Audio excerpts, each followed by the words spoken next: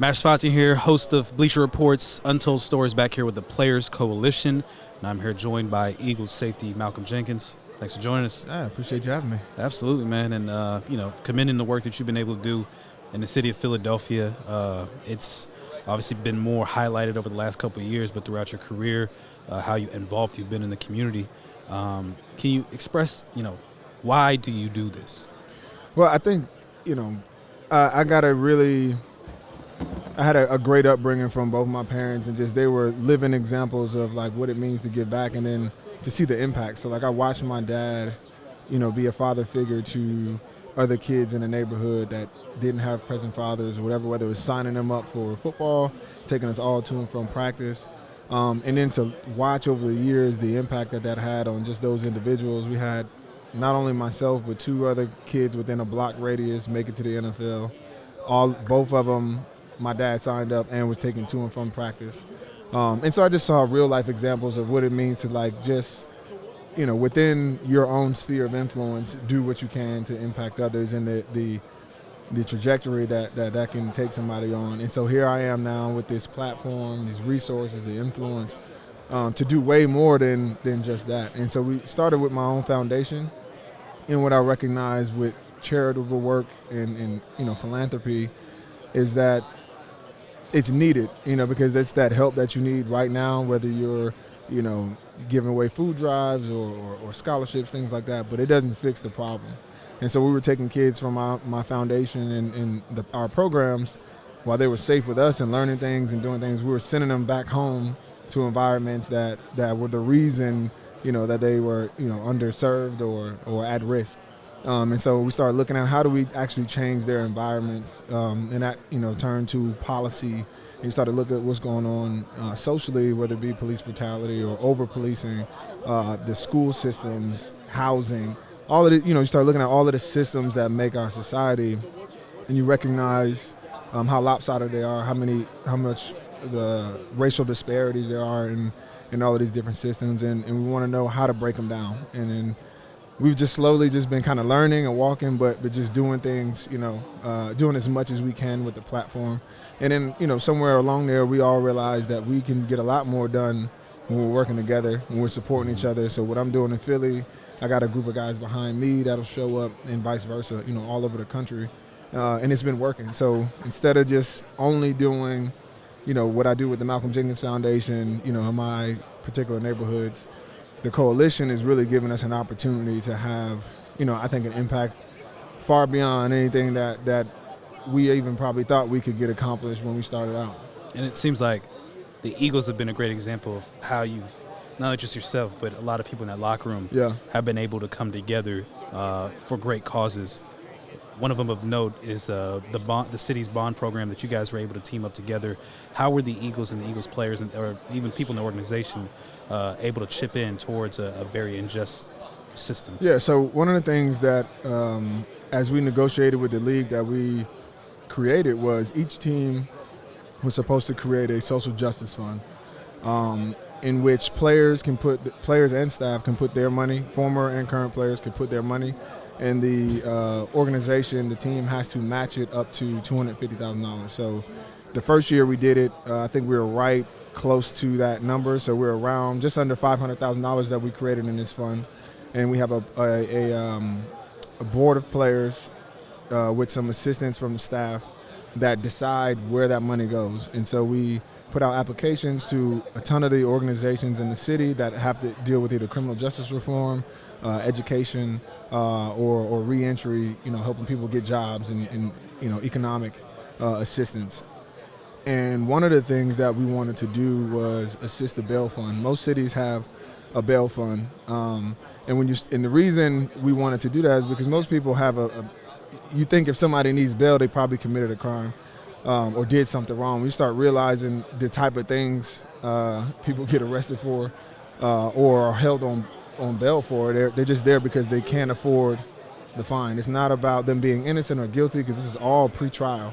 They're just in jail because they're poor. Mm-hmm. And so what the bail fund does is you put up money, they use it to get people out, and when that person, most of the times the charges get thrown out, or, nothing ends up happening, and then that money that you use goes right back into the bail fund. So it's recycled and used for more and more people. So I think we raised about $50,000 that we gave to the bail fund that bailed out about 9 people right before Thanksgiving. So they were home for the holiday. That's incredible. And then we followed that up in the spring with another event where we had over 60 employers come ready to hire. We invited not only people who were formerly incarcerated, but people who need jobs in the community and their families. We had 20 or so people get jobs before lunch, and another group get called back for follow-up interviews. And out of those 9, I want to say probably 7 of them, cases got thrown out. That money's still in the bail fund. So that $50,000 that we were able to put in there is going to be reused and reused. And obviously all of those people are very, very thankful, because literally the only thing that was keeping them from their freedom and charges getting thrown out was just money. And a lot of the times we see that in a lot of the disparities, or the way our criminal justice system works, is if you have money for representation, you have money to buy your freedom, what you do or the crime you committed really doesn't matter. It's just more so about punishing those who have less protection. Another injustice in which you've openly spoken up about and actually penned an op-ed about is criminal justice reform. We've seen you openly speak up about this. There's been other athletes involved as well. Literally, Maya Moore gave up her career to fight this battle. Spoke to Demario Davis here, speaking also on prison reform, which is a branch of that as well. Yep.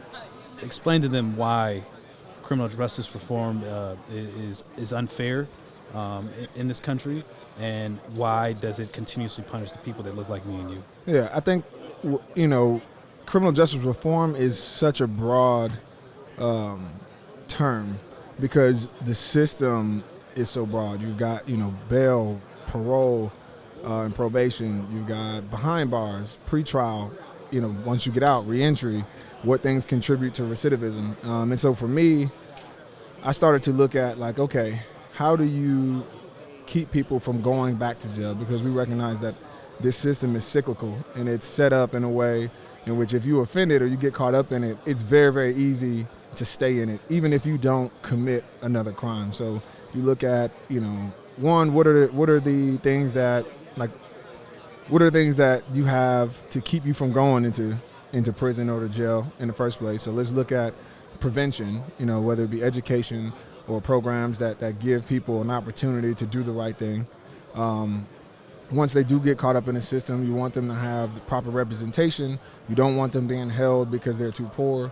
You want everybody to have a fair shake at justice, which most people don't go to trial, because the way our bail system is set up, if you're broke, they can leverage, the ability to keep you in prison, or if you go to trial, they give you more time and punish you for challenging, your freedom or your innocence. So most people just plea out, and they take the record, and then what that record does is keep you locked in the system. Keeps you in the system. So whether you're on parole, probation, you violate your parole for something very, very, minimal, that's not even breaking the law, that if you weren't on probation or parole, wouldn't have gotten you anything but maybe a fine, can send you right back to prison. Which we saw famously from Meek Mill, but there's been so many other cases from people that we never hear about that go through similar situations, if not even more minor infractions, that continues to keep them in this cyclical cycle, as you mentioned. Right, and I think the biggest part about it is that we've seen that the system doesn't work.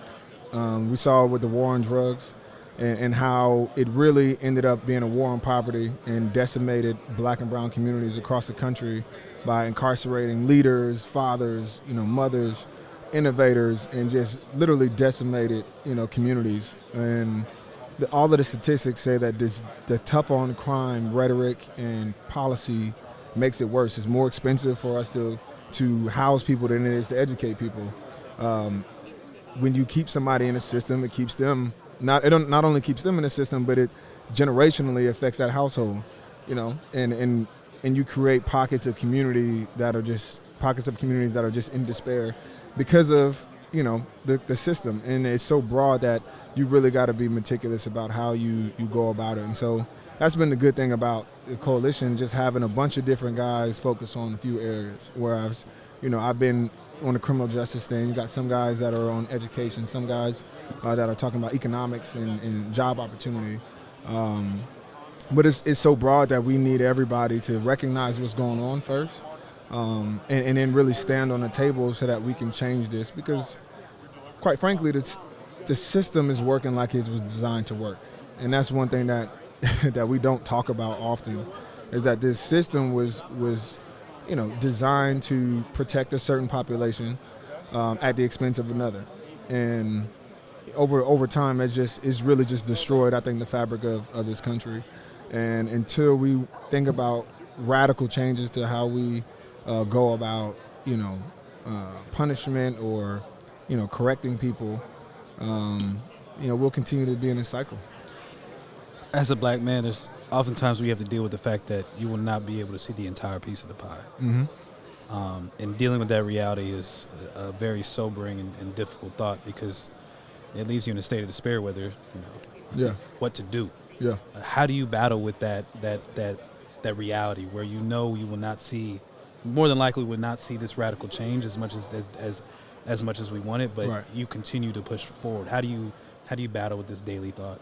Well, I recognize the way that we even got to where we are now is on the backs of those who came before us, and all they did was push it, as far as they could, and it's our responsibility to push it, because there are active, are actors that want to push us in the other direction if we allow it.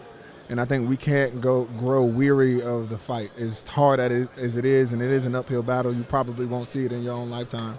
But I do see the effects of it in the communities that I grew up in the household I grew up in, and other players have similar things. So to me, it feels like a responsibility, because like I said, when I go back home and I visit my family or I'm around friends, they are dealing with these things every day.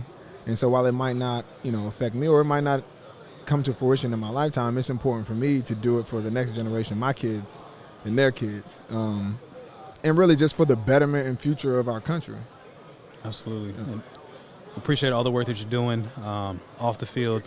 Much success for you also still on the field as well. Thanks for joining us here on the Players Coach. I appreciate you having me. Absolutely.